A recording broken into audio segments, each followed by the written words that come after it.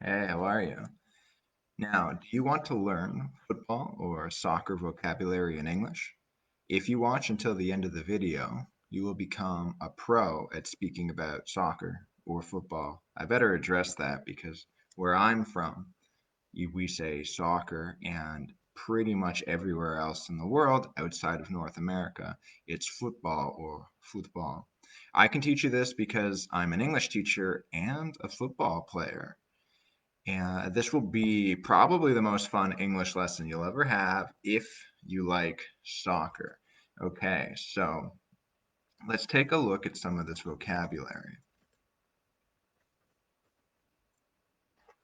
So my favorite one actually is mediocampo in English is midfielder.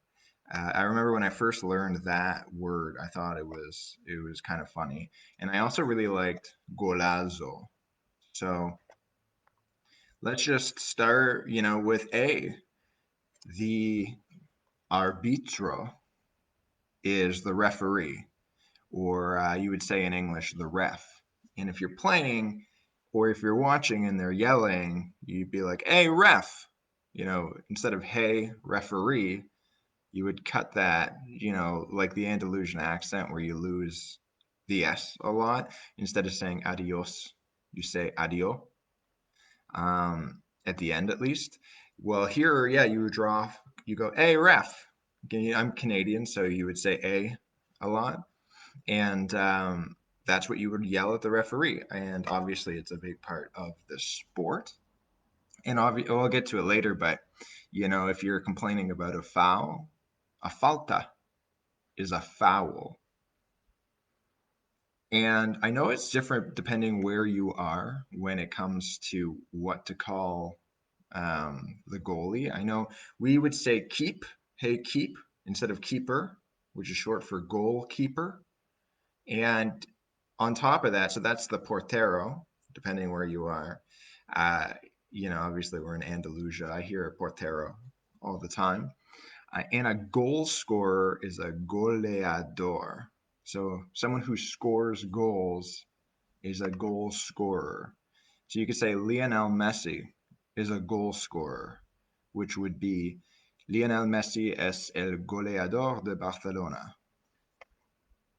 Now, a forward, if you know what a forward is, do you? A delantero, an attacker, forward. And let's see, a center forward, do you know what that would be? It'd be a delantero central. So that's the center forward, also known as a striker. Their main job is to score goals. Pretty much everyone wants to be a striker. And do you know what a goal de empate or empate is? That's an equalizer. So if your team is losing 2-1, and then your team scores, that would be an equalizer goal or a goal de empate. You might have a better accent than me in English than I have in Spanish, maybe.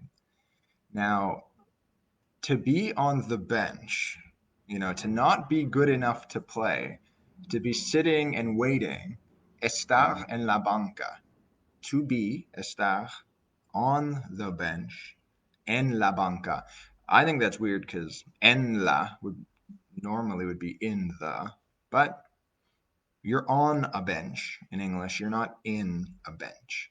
You're on a bus. You're not, even though you're in a bus. If someone's, anyway, it's just grammar. Now, do you know what a tarjeta roja is in English? It's a red card, and you get it for serious fouls. Or I was translating, I was going to say serious faltas, but serious fouls. And tarjeta amarilla would be a yellow card.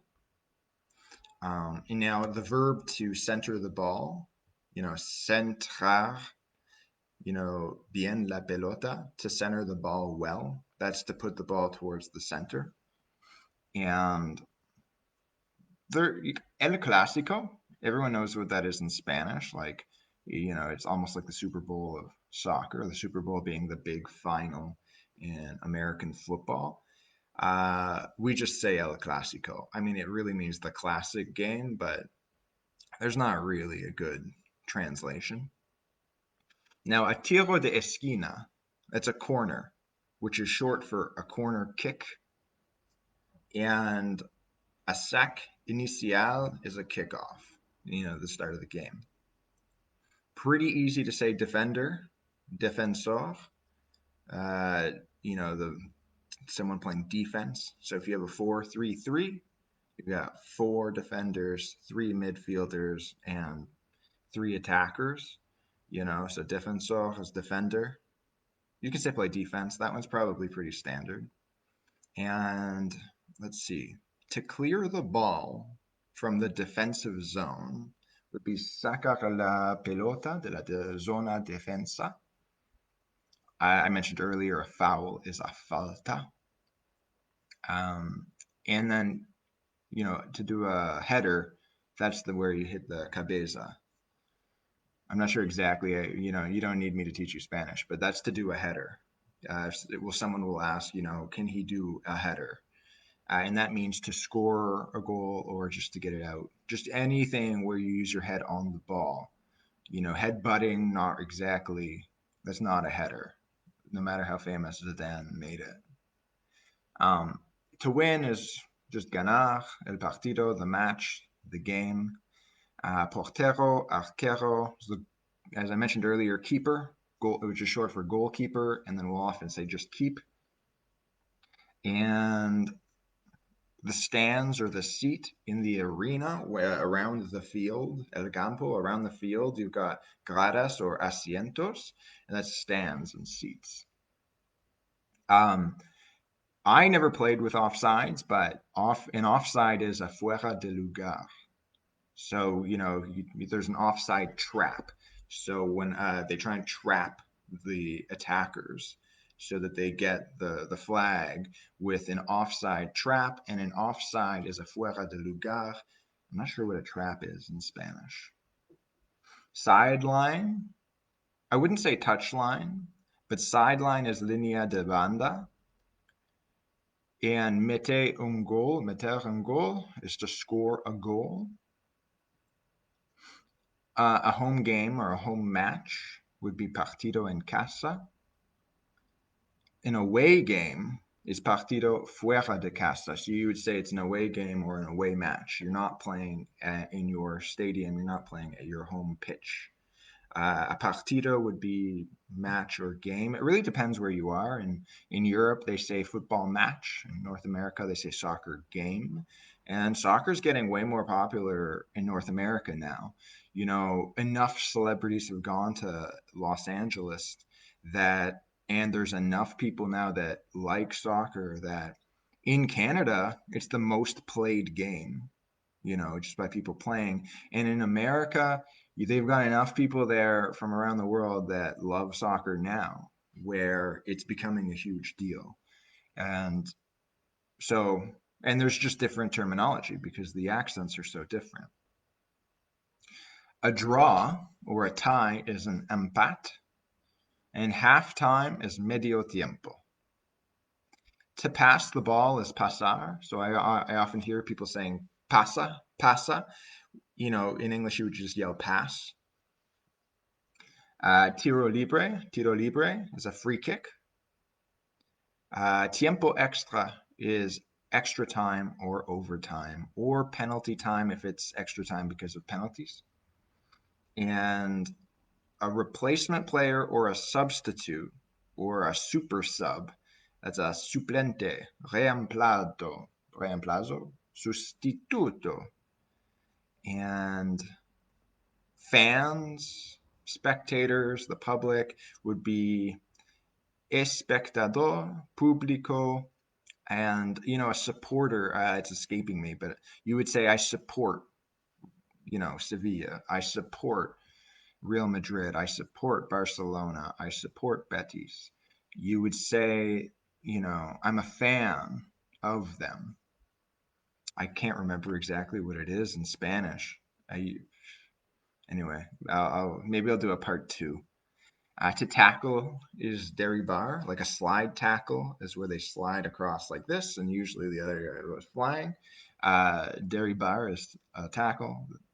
Additional time, tiempo adicional. The pitch or the field, they say cancha de futbol, but like I think it's campo where we are. Um, you know, to try, tirar, patear, to score, to try and score, to shoot. It's these are a lot of the terminology. And lanzamiento de penalties is a penalty shootout. A throw-in is a sac lateral. And the locker rooms or the dressing rooms are los vestidores. So well done. You made it to the end. You did your English lesson for the day.